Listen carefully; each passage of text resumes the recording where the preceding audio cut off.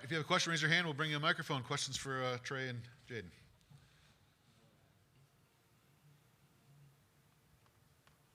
Any questions? Curtis, go ahead. Yeah, Jaden, just kind of what's your guys' expectation coming in, getting the practice in today, and kind of what you guys are anticipating stepping on the floor tomorrow? We just, everything's focused on Akron right now. Getting our game plan together. We got a little bit of time, trying to put our game plan and trying to do everything we can to execute and come up with that win tomorrow. Questions? Raise your hand. We'll bring you a mic. We do have a question from the Zoom, so why don't we go ahead and take that. David Kelly from KCUB. Go ahead, David. Hey, for both Jaden and Trey, when you guys look at this Akron offense and just the sheer number of guys that can shoot threes, what do you see and how similar is it to what Texas Tech does? Because obviously they're another team in your league that was able to shoot threes from a lot of different positions. Yeah, I mean, I think it all just comes down to what Jaden was saying for the last question, really honing in on the game plan to limit those threes, because obviously they can shoot it pretty well, but, we played in a really tough conference this year against a lot of teams that could shoot it. So we've experienced it before, but, they're another talented team. Obviously, everyone in this tournament is super talented, so we're going to go and try to execute the best we can and limit those threes. Any more questions? Raise a hand with a question. All right, there you go, Tim. Trey, you obviously were playing in the tournament last year with a different school. What did you take away from that sort of experience with Oakland that you had last year? Yeah, I mean, that was such a special time for me. Growing up, I always wanted to go to that school and to have that special year. It's something I'll cherish forever. And then coming here, it kind of gave me the mindset of really showing that really any team can beat anybody in this tournament. So knowing that Akron feels the same way that, I did on that Oakland team last year, it's kind of put me in a more, I'd say, like a leadership role for this tournament. Just knowing that they're coming in thinking they can, beat us, and that's how every team feels. So we can't take anything lightly, because obviously I was on the other side, the good side of it last year, and, definitely don't want to be on the bad side of it this year. So just trying to make sure everyone's locked in and playing against them like, it is a one seed. Everyone is a one seed. As our coach has been saying, there's no upsets really in this tournament. Everyone's really good. So you just got to come in, and whoever executes the best, has the most energy, and, just has, plays the best is going to win. So we're going to try to do that. And quick follow-up. How do you express that to your teammates? Do you just show them video of you winning last year, or how do you get that across to them that upsets can happen in this situation? I mean, yeah, no, it's no surprise that upsets can happen. You see it every single year. Once the month of March started, I'm sure on everyone's social media they were just seeing historic upsets. It's really something I don't think that, needs to be hammered too hard, because this group of guys takes things very serious. Obviously, we started the season kind of shaky and bounced back from that, so we've gone through adversity a lot this year. And this group of guys isn't one to take anybody lightly, but it's just sort of, if you might see a guy slacking off or just not taking some small things super serious, just hammering those home. But this group of guys is so determined and, excited to be here. I'm sure we're ready for it. We'll go back to the Zoom for David Kelly, KCUB. Go ahead, David. For Jaden, just how does this offense change when you can get the performances like you got from Trey in the 2 wins in Kansas City, and then KJ coming off the bench and basically doing a little bit of everything, both offensively and defensively? How does this offense change when you get such huge contributions from those 2 guys specifically? Yeah, that's what makes our offense, so different. We got so many pieces that can come in and, just give us different looks. Like you said, Trey he can stretch it from the outside, he can go in, dominate smaller defenders. KJ brings that energy. C-Love's going to be C-Love. We got Deli, we got Carter. We just got so many different pieces and at different moments, different times, not knowing whose night is going to be. And I feel like that's what makes our offense so dangerous. All right, any more questions from here in person? Anyone on the Zoom who might have another question, please raise your hand with the raise your hand button at the bottom of your screen. All right, seeing none from either place, we'll go ahead and say good luck to you guys. Thank you for coming. Thank you. Coach Lloyd will be here about 10 minutes.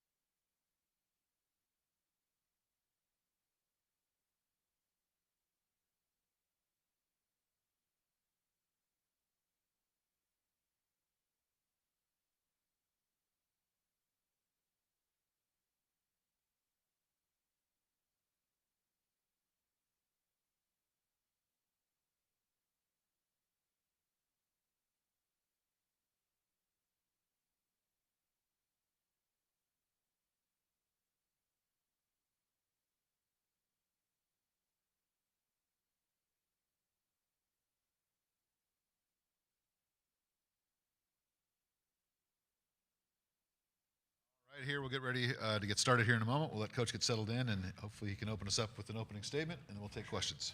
So at your convenience. Well, good to see everybody. Great to be in Seattle. Great to be in the NCAA tournament. We're excited for the opportunity. Obviously, Akron's going to present a bunch of challenges. They've had a great season. Coach Gross has done a great job. So, hey, from my perspective, you throw the seeds out the window and you go out there and put 20 minutes on the clock, and score's going to be 0-0, and let's see what happens. All right, questions from those in attendance, please raise your hand. We'll bring you a microphone. Down front here on the left. Hi, Chris Talbot with the Associated Press. Nice to meet you. You have won 110 games in your first 4 years at Arizona, which is kind of mind-boggling. I wonder, what do you think that success stems from? What is it that's special about your coaching? Well, I feel like we should have won 120. I don't know. I don't know if there's anything special about it. I mean, to be honest with you, I think it's just a simple approach. I'm pretty much a day-to-day guy. I try to, if I say something, I try to do it. And I think this day and age with players, I think, I'm I guess, hard enough on our guys, but I think that I have good enough relationships with them that I can do that. And listen, I love competing.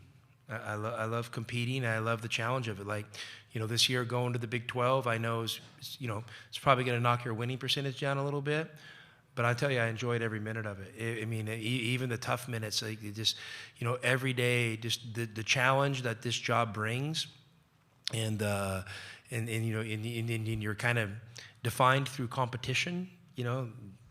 That's pretty cool. I don't think a lot of people get to experience that. Now, it makes it for maybe a different lifestyle than most people are living. Because you literally your life is ebbing and flowing, on a ball going in a basket and you scoring more points than them, but getting back to what you said, I don't think I'm, anything extra special. I think I ended up in a great place, and I'm fortunate. So I'm thankful for my players, thankful for my staff, but, all I honestly care right now is about playing Akron tomorrow. All right, questions. Go Tim Booth first. Hey, Tommy, Tim Booth from the Seattle Times. Should we get the how many from Kelso, Longview area are coming up out of the way? I don't know anybody from Longview, so. I said area. I'm sure there'll be some people from Kelso coming up, and, I have a great group of friends still from there. But what's really cool about it is, they figured this thing out that when I give them tickets, I get taxed on them. So like that's real, like there's this other side of it. And I kind of got that first couple of years, I didn't realize it. And I was getting these tax bills and I'm like, what? So I honestly, I didn't have one friend request a ticket. A few of my family members did, but other than that, it's nothing crazy. So I hope there's a great contingent of them coming here because, it's I'm proud to be from Kelso and I'm proud to have great friends and great family from there as well. Kind of along those lines, I'm wondering when you got here yesterday, was it weird because you hadn't come here yet this year for years, whether, with UA, but then also your time at Gonzaga? It seems like you were always over here. So was it strange at all? No, honestly, it feels normal because I've done it so many times. But we didn't come up here last year either. It was kind of one of those quirky things in the schedule. We didn't play up here last year. So for the last 2 years, I haven't been here.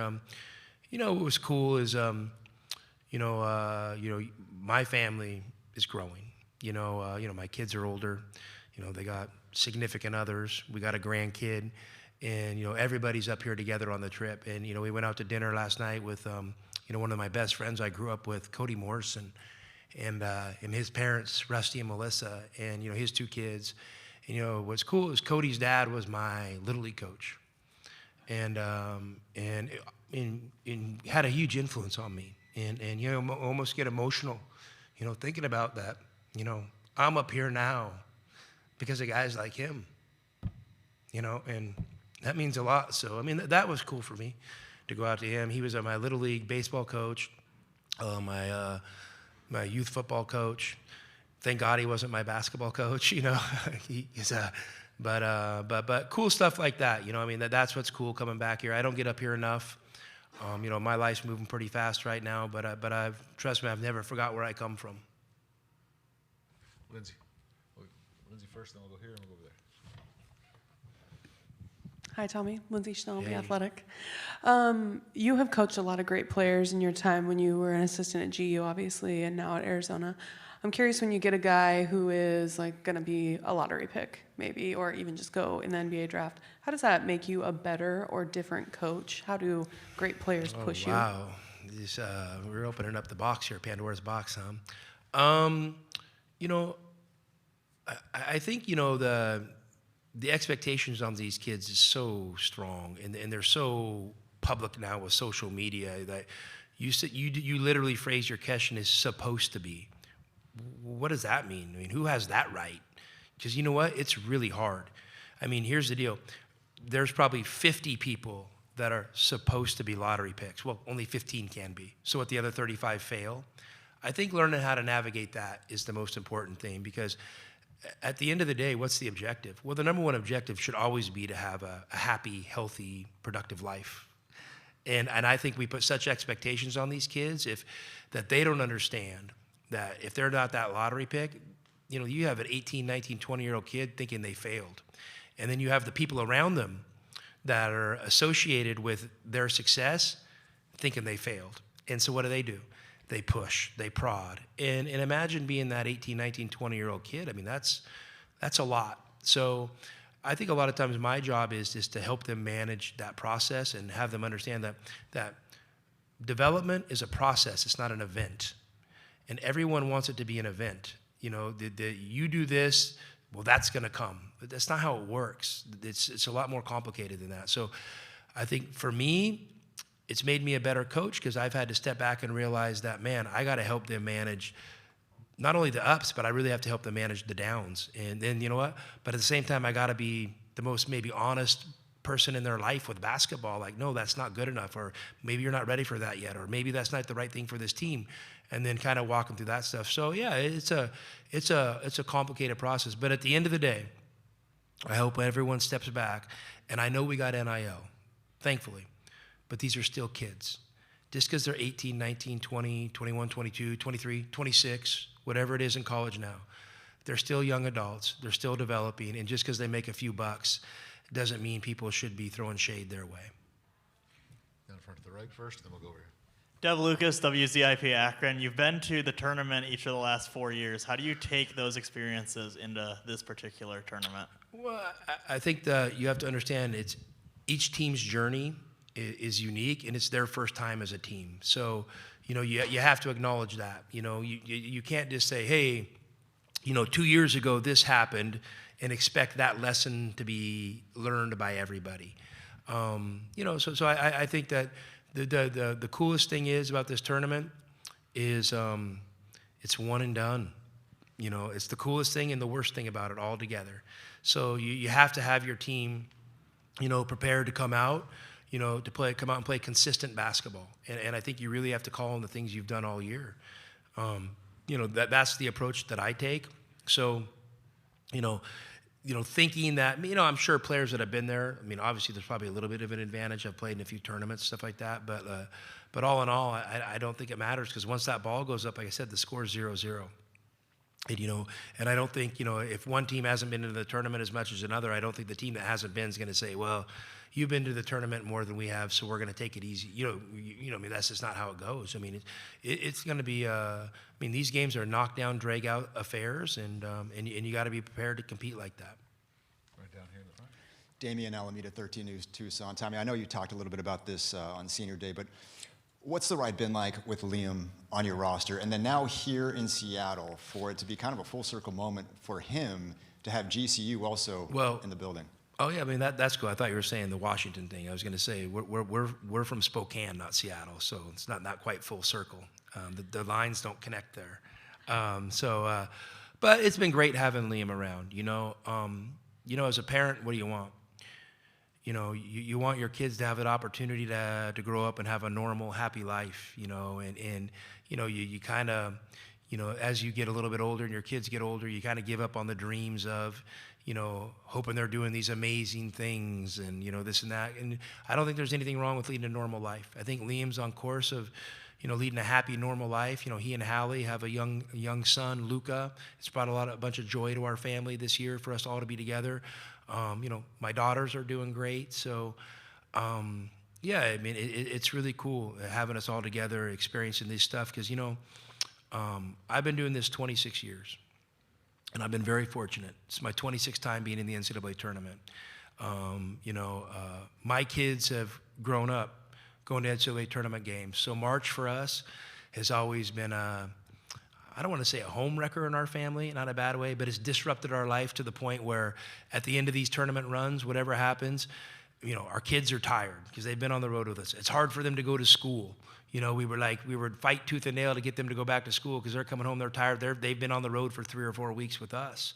So these are special times in our family's lives, and we have, lots of amazing experiences from, hotel security coming knocking on our door, telling us that our kids need to quit running up and down the hallway. Our kids would be playing tag, and and then you add in, how we grew up. We're with the Few kids and the Rice kids. I mean, our kids were, growing up, on the road together. So these are just really special times for our family that, it's been a kind of a unique way to raise a family, but also awesome experiences. So now it's really cool to have them all here as adults. So I know that's saying a lot there, but it's been really fun to have, Liam around this year. And, on a day-to-day deal, he and I it's just basketball, and then what's cool is, if he and Hallie don't want to cook dinner, which they don't often, they come up to our house and they have dinner, and we get to hang out with Luca. So that's been a lot of fun. Only got a few more minutes. We'll go to Jason, and then we'll go there and there. Jason Shear, Wildcat Authority. Talked to a few players in the locker room, and they said one of the biggest emphasis this week is shut off all the outside noise. Just don't pay attention to it, don't welcome it, any of that. What is the importance of that with the players, especially this week? Well, I mean, I think it's important. I've really become disciplined and learned how to do that. So, all these things, if you don't acknowledge them, this chatter and all this stuff, it's just stuff that's floating out there and it doesn't stick to you. And so I think it allows you to be, maybe the most authentic version of yourself, and so, we've talked about that with our guys, and, hey, I'm not, putting limits on their phone. They have to have the discipline to do that themselves. And I think it's important. I think it's important to just, hunker in on your deal, pour yourself into your teammates. You've worked all season for this, and come out and try to give it your best effort. Because we know you could play good tomorrow and lose, so there is not much room for error. Brian Peterson, AZ Desert Storm. Coach Gross has mentioned a couple times that he has studied some of your past teams at Arizona to put together the offense he's done this year. How does that make you feel that someone is studying what you've accomplished, and then does it have to change how you approach a game?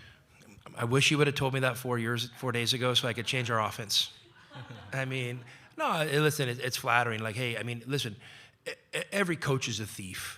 A lot of the best ideas are things you get, watching something on TV or deciding to study another team. And yeah, I mean, that's cool that people do it. I mean, I'm doing it all the time. I mean, I'm watching his teams play and I'm like, oh, that's interesting. I mean, I just think that's how the coaching mind works. So, nothing that I'm doing with basketball hasn't probably been done before. I probably learned it from somewhere else, but I know this. I mean, I'll say this, and I've said it, when John was coaching at Illinois, they came up and played us when we were at Gonzaga, and they beat us at a point where, I mean, we're talking maybe 2 or 3 people had ever done that, and he was really innovative. He was doing things on the offensive end of the floor that we really hadn't seen much of, and so yeah. So I mean, I have a lot of respect for him as a coach, and for him to say something like that, I mean, that's cool. But at the end of the day, like I said, it's our 2 teams are going to go on the floor tomorrow, and he and I aren't playing against each other. I mean, it's going to be the guys out there figuring it out. All right, with apologies to the Zoom, we'll take one more here from Lindsay, and then we'll call it a day. Go ahead. Tommy, I'm curious. You said that you had dinner last night with your old Little League coach and got emotional talking about it. Did you express that to him? Hey, I want you to know I'm at this point in my life because of you. Can you tell us a little bit about that conversation? I did. I did.